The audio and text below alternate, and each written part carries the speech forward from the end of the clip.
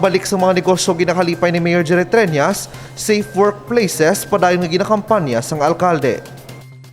Amat-amat na nga nagabalik sa normal ang hulag kag paginawi sang pumuluyo sa syudad sang Iloilo. Ini ang kabayan sang obserbasyon ni Mayor Jerry Treñas kasunod sang pagdamo na sa mga tawo kag pagbalik sa mga negosyo.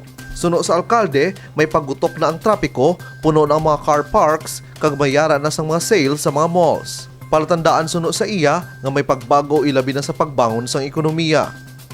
Kung makadto na ka sa mga mall subong do nagbalik na ang pre-pandemic nga tawo, no.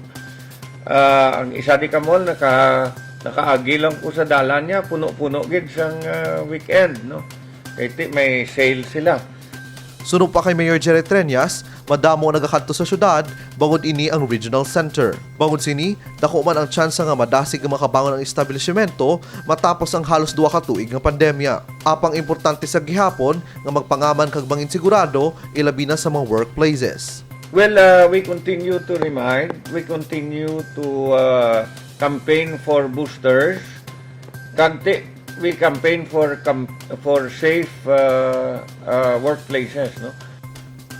Una dire, ginpabutyag ba ni Mayor Treñas nga ginapaboran niya ang pagbalik sa mga aktibidad, kaangay sang concerts kag iban pa basta masunod lang ang safety protocols. May mga compliance personnel ang lokal nga panguluhan nga amo ang mga giya sa mga pamuluyo sa mga dapat nga obrahon ilabi na sa mga live events. Ang mga pagbago nga ipatuman sa kada kahiwatan ang kabahin sang new normal para masiguro nga hilway ang tanan, lakip na ang komunidad.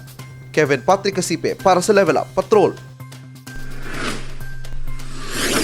Matahom nga destinasyon sa Iloilo City kag maayo nga pamatasan sa mga Ilonggo, bida sa tourism video sa pambato sang syudad sa Miss Universe Philippines nga si Dorothy Himilian. Matahom, madinoagon kag puno sang paghigugma. I am Dorothy Marie Pastolero Himlayan, representing Iloilo City.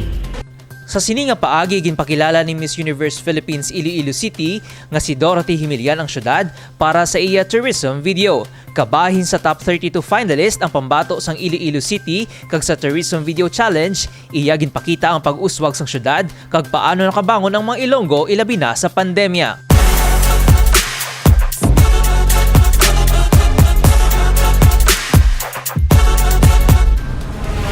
Ginbida sa tourism video ang mga ginakalangkagan nga dinagyang festival, pinaagi sa mga pagsik nga warriors, kag ang paglayag sa mga paraw sa kadagatan sang Iloilo kag Guimaras. You revealed your truest beauty when you chose to rise and become an inspiration to everyone.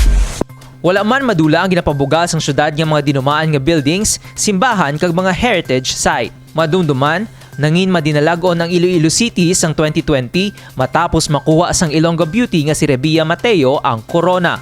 Ang koronasyon sang Miss Universe Philippines ang hiwaton sa Abril 30 sa SM Mall of Asia Arena. Michael Angelo Sarate para sa Level Up Patrol.